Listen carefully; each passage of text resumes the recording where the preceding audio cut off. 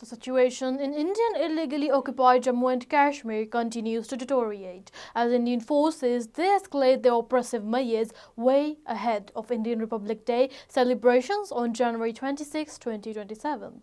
Reports indicate that intensive cordon and search operation, frisking and movement restrictions have been imposed across Srinagar, Jammu and the Chenab and Pir Panjal regions, effectively tightening the grip on civilian life. Areas surrounding Bakshi Stadium, Lal Chowk and other key localities have been sealed, with residents, shopkeepers and passersby subjected to repeated identity checks and invasive searches using sniffer dogs, metal detectors and specialized units. Occupation forces arrested a youth, Javed Ahmed, at Avantipur on the pretext of being supporter of Mujahideen, the so-called security measures. They have fostered an environment of fear and intimidation, with locals describing them as tools for collective punishment rather than proclaimed protection. Meanwhile, the assault on intellectuals and professionals continues, exemplified by the forced suspension of assessment professor Dr. Altaf Ahmed at Kashmir University. This development highlights the shrinking space for academic freedom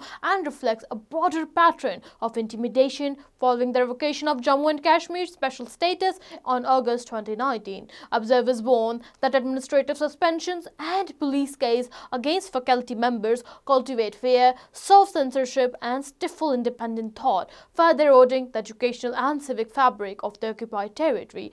Collectively, these measures illustrate a systematic effort to suppress dissent and control daily life in the region. The continuing militarized presence, coupled with attacks on academics and ordinary citizens, underscore the urgent need for international attention to protect human rights, academic freedom, and the dignity of Kashmiris living under this prolonged occupation.